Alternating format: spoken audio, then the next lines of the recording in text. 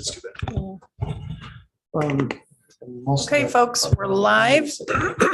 So we will reconvene the Finance Committee. 30 seconds Oh, in 30 seconds, we will reconvene. or less. It's good now. Okay, that was the fastest 30 seconds ever. Okay, so we've already done the call to order and the roll call. So first item of business for finance is the minutes of the April 4th, 2023 Finance Committee meeting. Ramsey, move approval. I'll second. Thank you. Any discussion? I had one clarification. I thought it was important to add, and that is in the miscellaneous section, item 3. And the documents that are going to council later reflect this, but the minutes didn't. So I kind of thought it should be included in the minutes. And that was just that we specified that we wanted the assistance to be prioritized for the sustainability items. Any objections to that? The what? For the 1630 NHPR LLC, for that TID assistance concept review. This is the one where everybody agreed, oh yes, definitely this project needs to go forward, given the property that we're talking about. Okay, I remember it. Yeah, and 100% of the increment will be applied, but I had said, I want to make sure that since there is a big gap now between what they asked for and what we're going to provide. Right. Just want to make sure that those sustainability items are that's where the funding will go.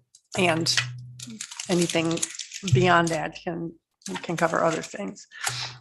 So, okay, well, with that change, any others? Hearing none, all those in favor of approving the amended minutes of the April 4th, 2023 Finance Committee meeting signify by saying aye. Aye. Any opposed? All right, the ayes have it. Moving on to the audit of the bills. Bill, do you have any updates for us? Yeah, there are 2 additions this evening. The first is for UW-Madison Police Department in the amount of $720.44. This is for their share of a state OWI enforcement grant, which is funneled through the city of Middleton, and then we reimburse the partner agencies that are also participating.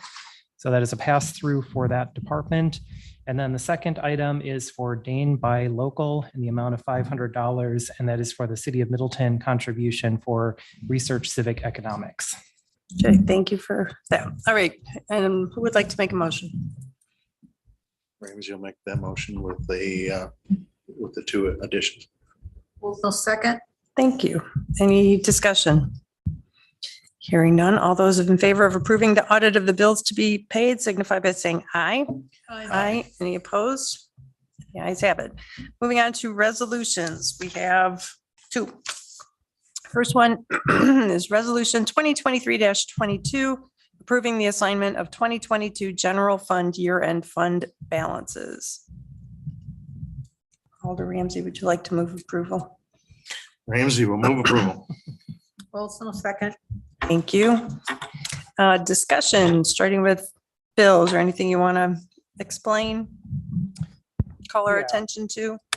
Yeah, I'm just going to scroll forward to the summary sheet for the packet. So we have completed our audit fieldwork for 2022. That was conducted the first week of April. Things went very smoothly. We had no adjusting audit entries that affected any of the general fund balances. So the numbers that are included in your packet represent the final 2022 year-end balances for the general fund. And following the summary sheet, there's details of our revenues and then information by department and division for the expenditures.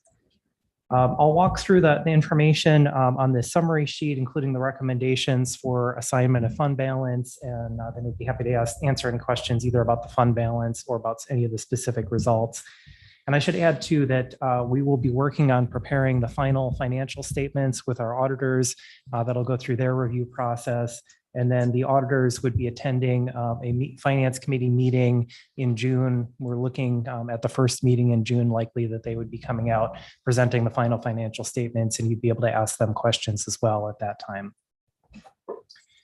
So looking overall for the general fund for 2022, we had budgeted revenues under expenditures in the amount of $250,000. with the budgeted intention that we could potentially apply unassigned fund balance to help cover that $250,000 gap. And the discussion as that budget was being put together was that as we were coming out of 2021 and into 2022, we were still seeing some of our revenues that were being impacted by the COVID pandemic, in particular, room tax revenue, to a lesser extent, some of our other variable revenues, things like building permits, interest income, and other areas. So we had budgeted for that use of fund balance. The good news is that we did have a surplus in 2022. And when we looked at final revenues minus expenditures, we had about a $58,000 surplus. That is primarily due to revenues being over budget in three main areas. Room tax revenue, which really came in strong the third and fourth quarters of last year. Ambulance billing revenue with additional run volume and some of the additional reimbursements that we received there. And then building permit revenue did end up very strong for 2022 with a number of projects that started last year. On the expenditure side, we did have savings from vacancies across multiple departments. We did have some areas where expenditures were over. One of those was in the overtime for the police department. We did have a number of vacancies, but as a result of having those vacancies, we had additional overtime costs. So the net effect of all of that was that $58,431 in surplus. We then look at what are the changes in our fund balance categories. And just to quickly go over those, we have three categories of fund balance in the general fund. The first are funds that are considered non-spendable. Those are either items that are prepaid for the next year. So we've paid something out in advance that's considered an asset for us, but it's not cash that we can spend because we've already paid it for the subsequent budget year. That could also include revenues that we have that are receivable, but not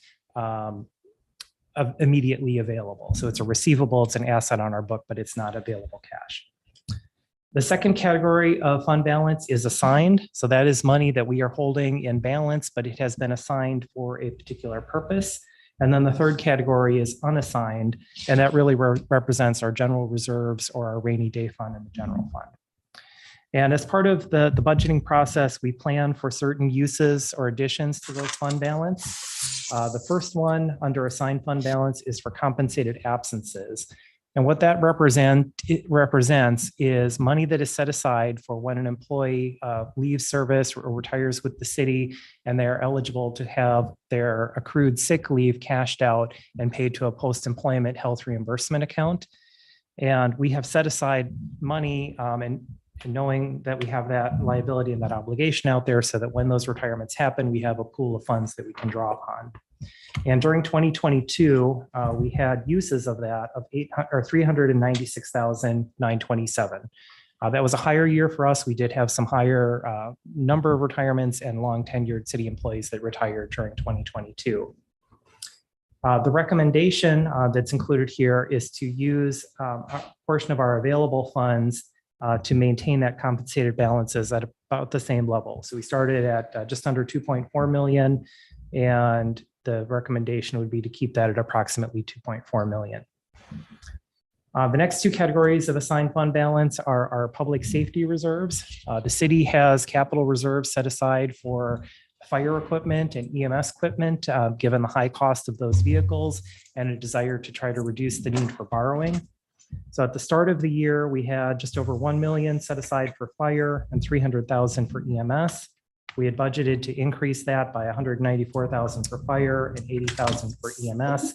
We had no expenditures or uses of those funds during 2022. So that would increase the balances to 1.25 million roughly and 380,000. As I had mentioned, there was a budgeted use of fund balance in 2022 of 250,000 that ended up not being needed, so that can be released. And then we also had an assigned fund balance of 75,000 to help pay for the cost of the citywide property assessment revaluation. We had been putting aside $25,000 each year over 3 years, plus the 2022 contribution of 25,000, which covered that 100,000 cost for the revaluation. That can also be released. So looking at all of those changes, with the exception of the two that I noted in yellow here, kind of the available funds to assign are $682,417. And the recommendation from staff to the finance committee is to, as I had mentioned, take $400,000 to maintain that assigned fund balance for the compensated absences at the same level.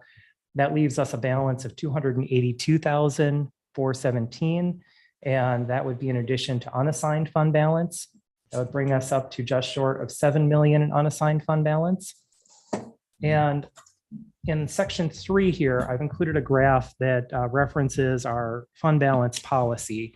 And as part of that policy, we've set a target for ourselves of between 2 and 4 months of operating expenses for what we should hold in that unassigned fund balance. That translates into 16.7 to 33.3%. We have been, for most of the past several years, at the middle of that or just above. We had a dip in 2018 when a portion of fund balance was used following the flooding. We were able to restore that in 2019.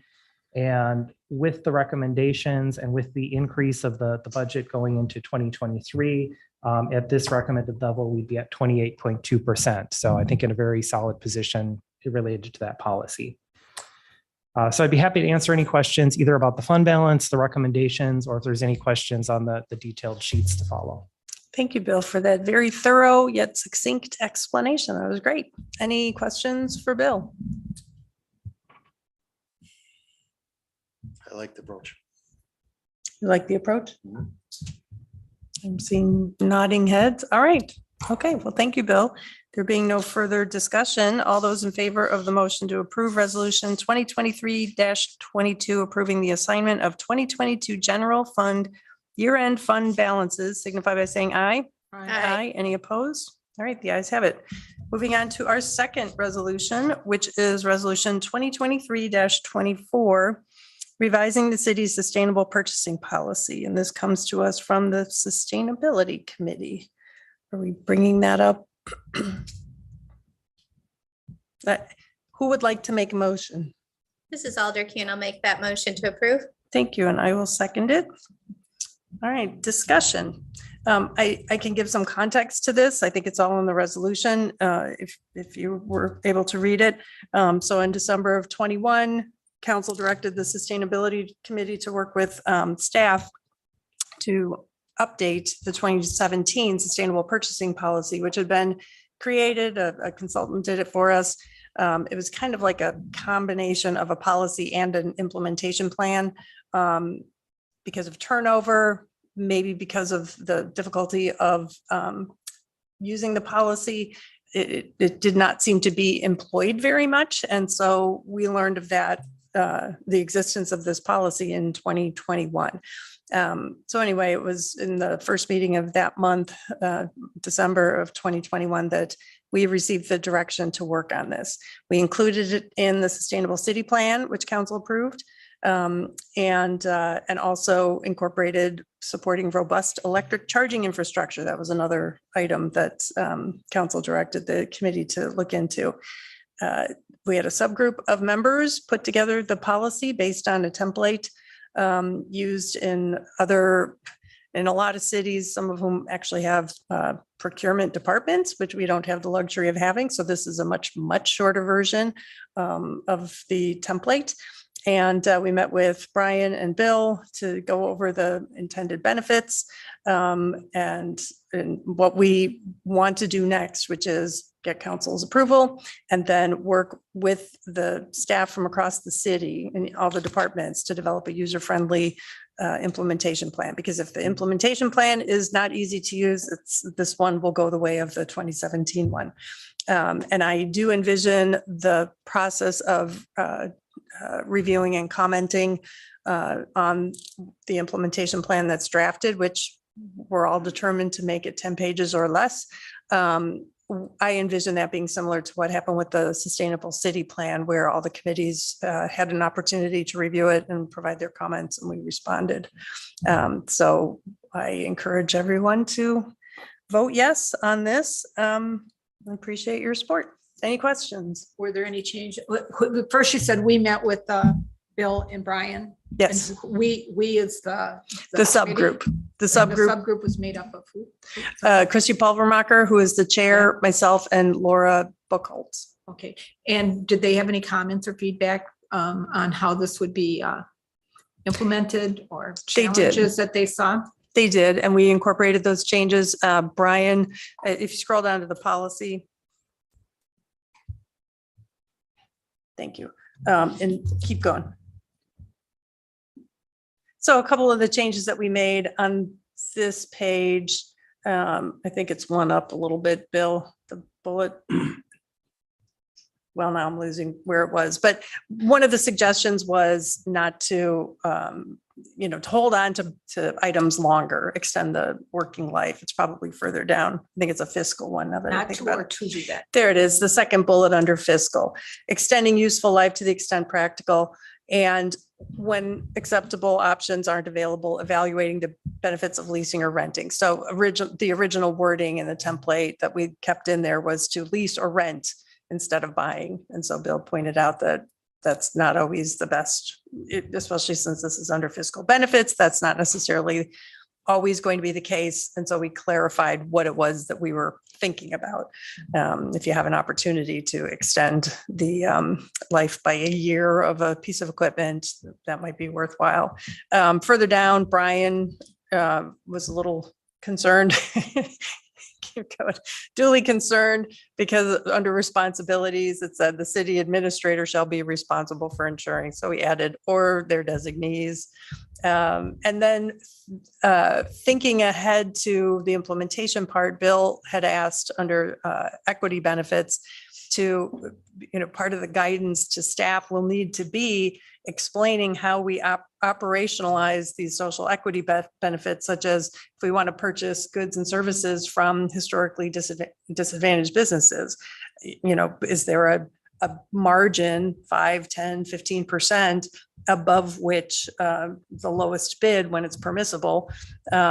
Is there a percentage that we would advocate going over in order to diversify our vending base? And yes, I know that on some we cannot, on a lot of the ones we can't, but on some we can. And so that's something that we'll make sure is reflected in the implementation plan, which our intention is to get something to council later this year, possibly in the summer, late summer. Brian and Bill, did you review this with the staff and how they see it done? Not yet. So we wanted to get the council's input and kind of push this forward. And once we do that, then we'll have the time to sit down with staff and kind of talk through this initial piece, because the rubber will really be with the implementation plan. And that's where I think having staff's kind of input on how do we best kind of actionize these bullet points and make them real. And just to go back to the question on the social equity piece, with Alder Ramsey shaking his head, he's correct. There are certain items that under state law, we are not able to take anything other than lowest bid. One of the exceptions to that is when it's professional services. So if there are professional services firms, that might be an area in which, having a percent margin might make sense as one example. Thank you. Yes, Alder. I was over procurement for 30 offices and often did reviews, obviously not here, but at the federal level. And these are the types of things we would encourage our procurers to do. So I appreciate that this is worded so nicely. Great. Any further comments, Alder Ramsey? I think that bullet point 2.4 is important with the exceptions, because you're going to have equipment that you may want to buy that's not going to do the job. So, I mean, I'm totally in favor of wherever we can, but we need to remember that if it doesn't do the mission, we're wasting our money. Agreed. Just so you know, we had that as an understanding. So I appreciate you bringing that up, though. Okay, any further comments, questions? Hearing none. All those in favor of approving resolution 2023-24, revising the city's sustainable purchasing policy, signify by saying aye. Bye. Aye. Any opposed?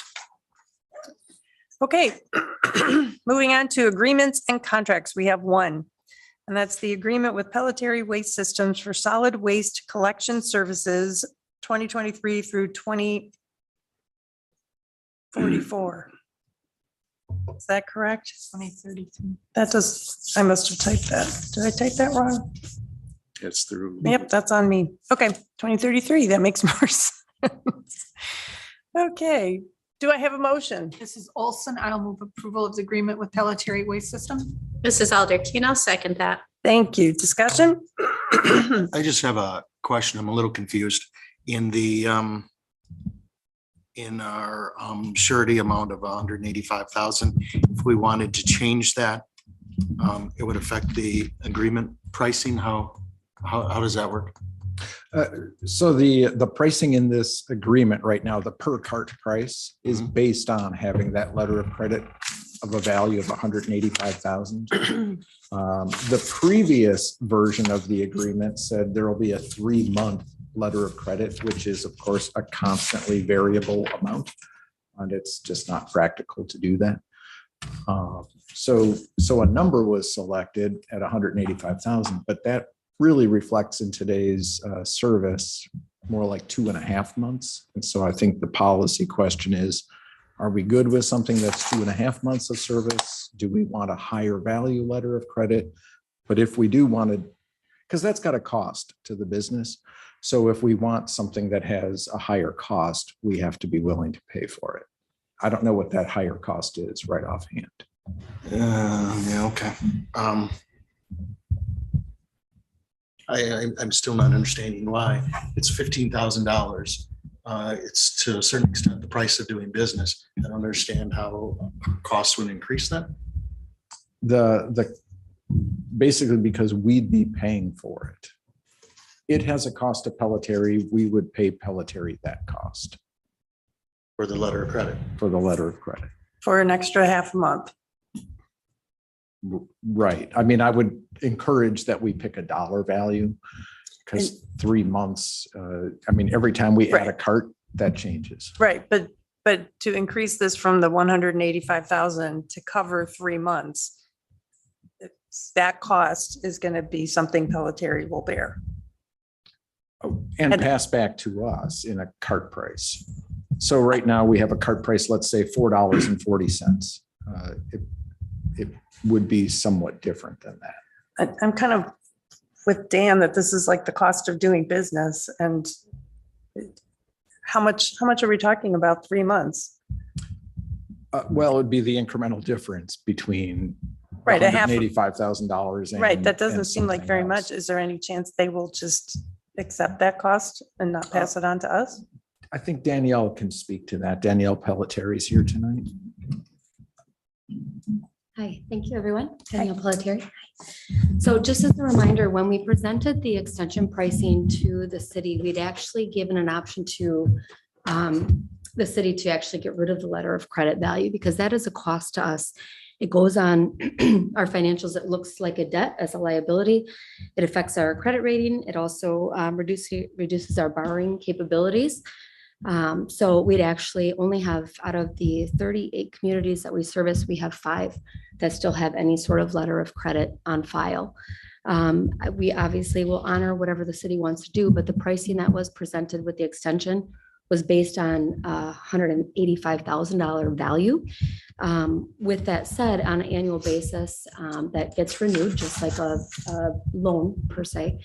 And again, it affects our ability to grow, our ability to do the different things that we want to do within the business. So if the city would like to see that value increase, it makes a lot more sense to have it be a value versus a 3 months worth of services.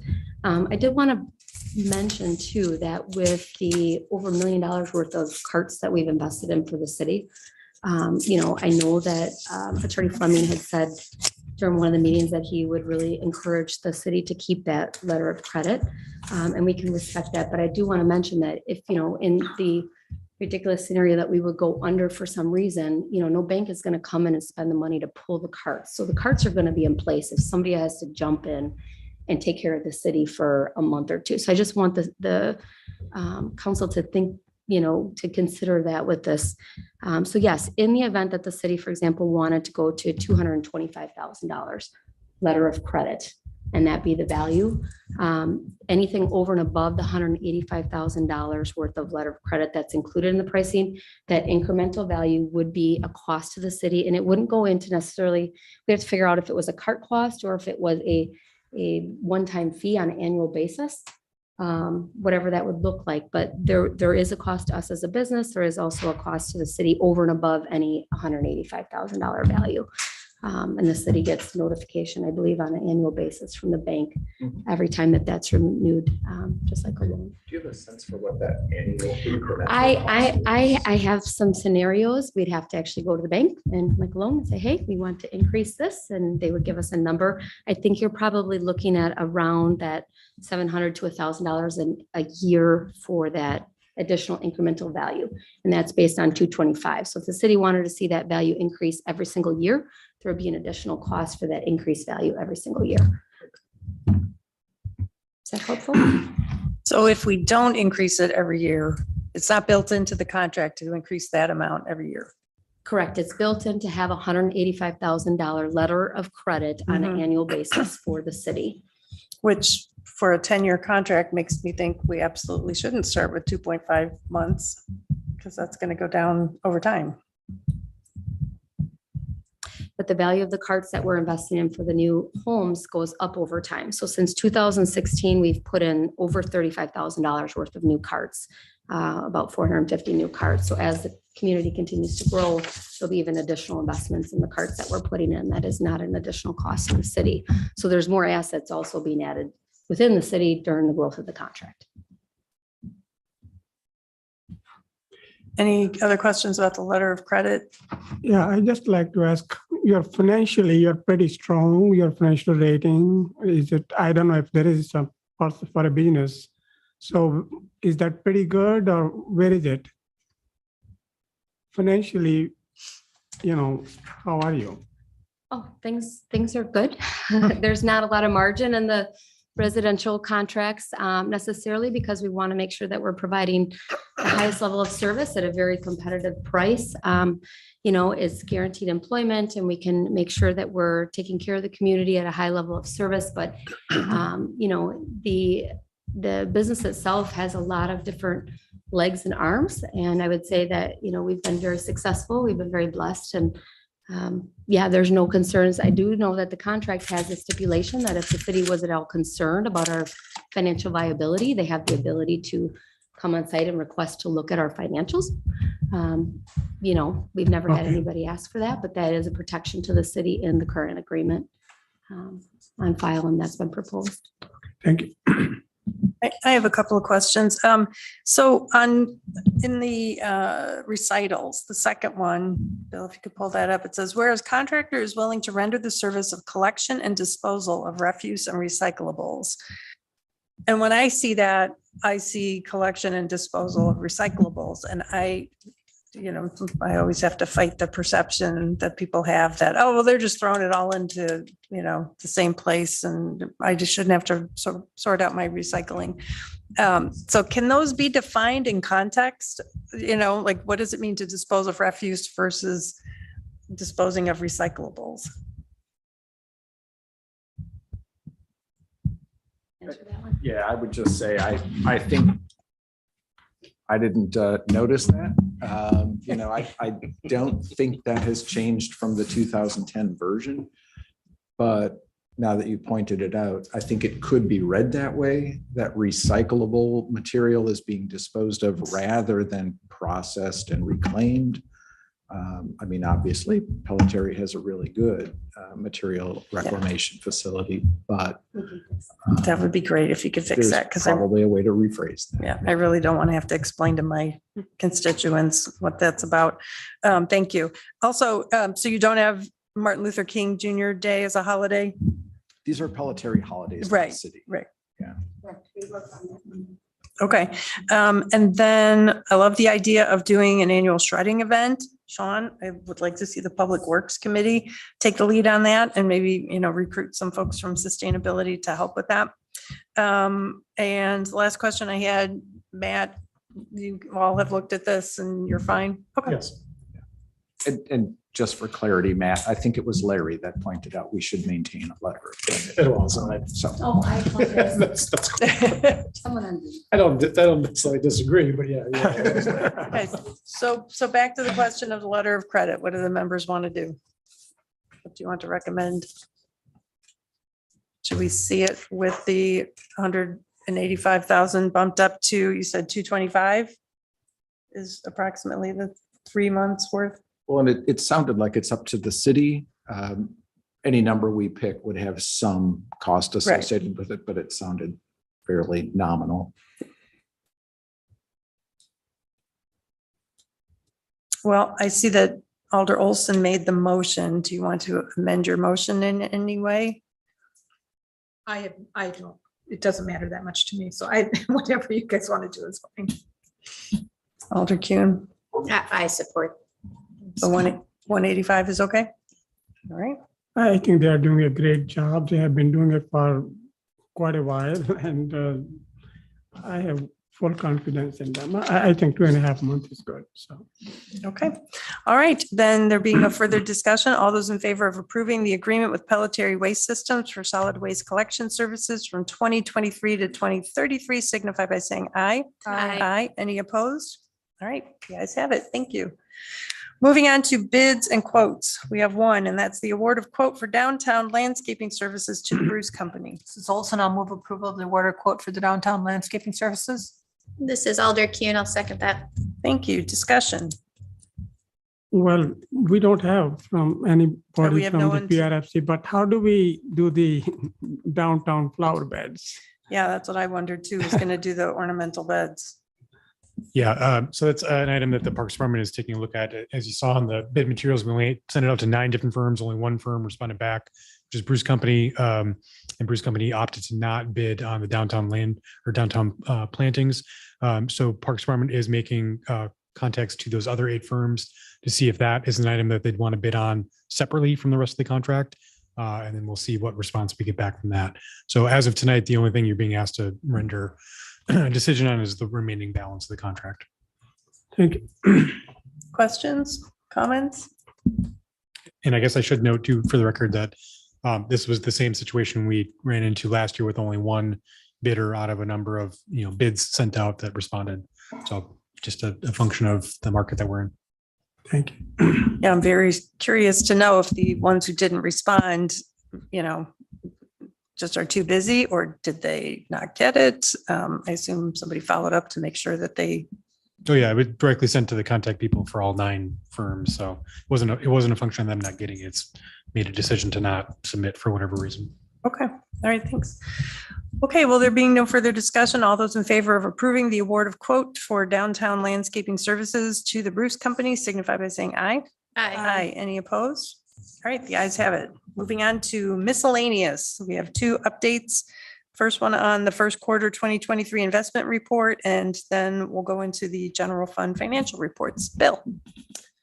Yes, thank you. And both of these items are just updates. There's no action required, but I'll provide an update and be happy to answer questions on either item.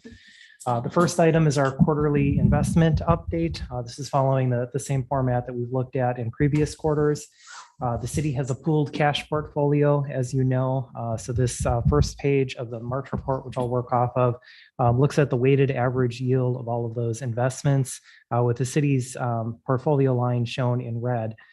That has been trending up as interest rates have moved up. We're at 3.28% in March, which coincidentally is the highest month that I've seen since we started tracking the report in this format since 2016. So it definitely is a reflection of the interest rate environment that we are in and the ability to capture some higher yields on the portfolio. And I would anticipate that those would continue as we have investments that mature and are reinvested at a higher interest rate.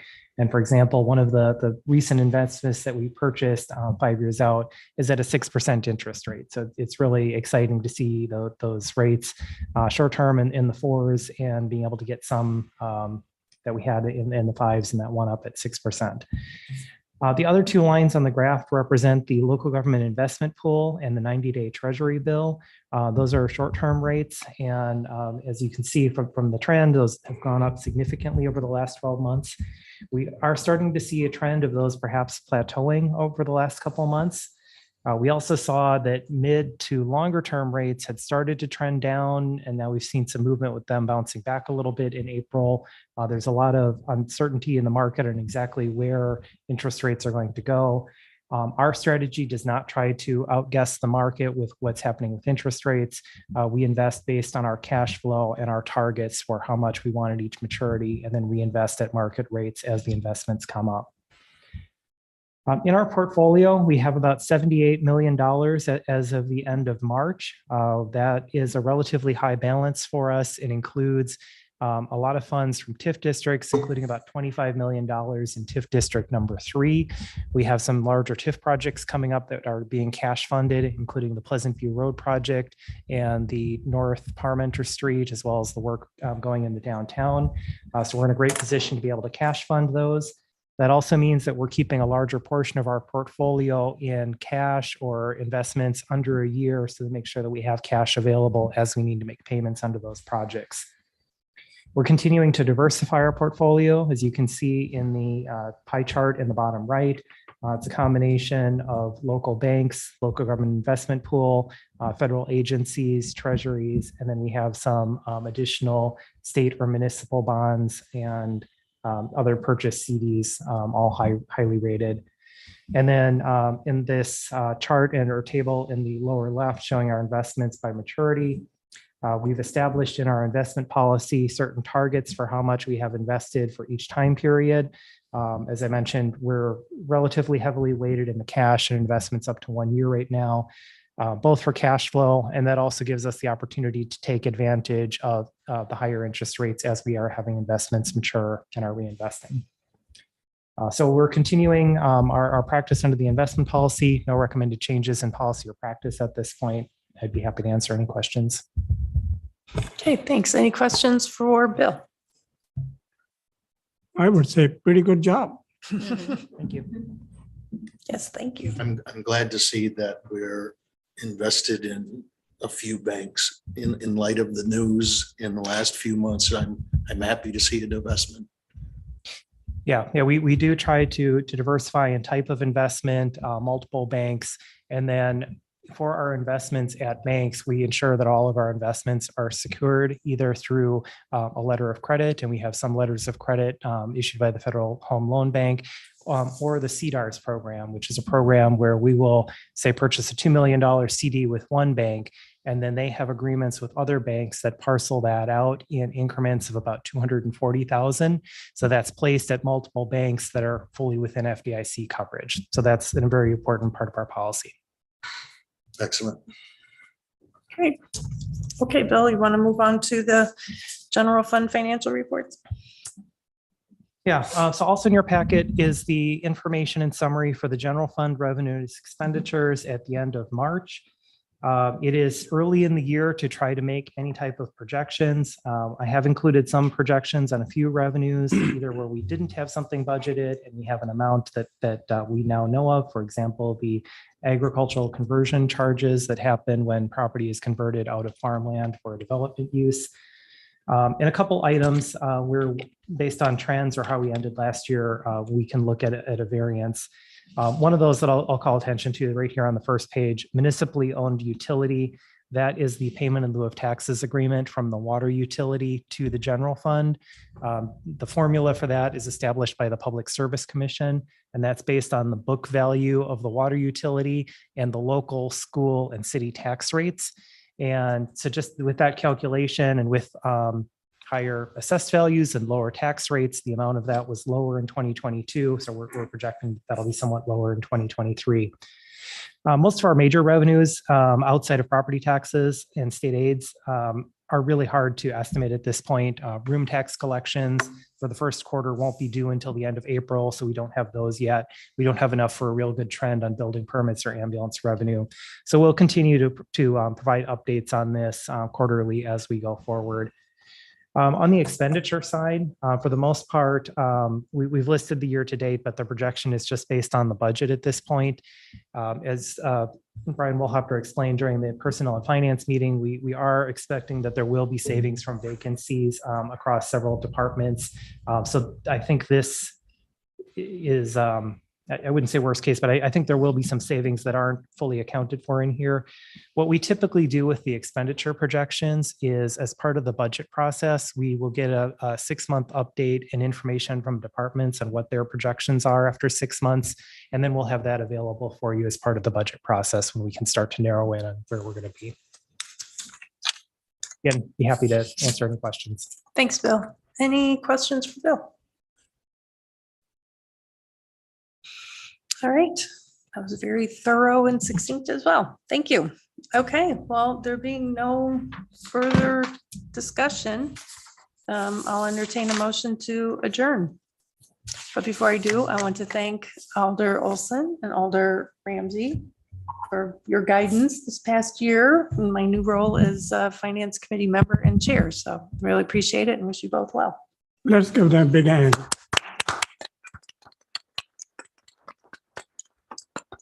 Adjourn. All those in favor of the motion to adjourn? Aye. Any Aye. opposed? Thank you. We are adjourned. All right, we got at least 17, 18 more minutes. So.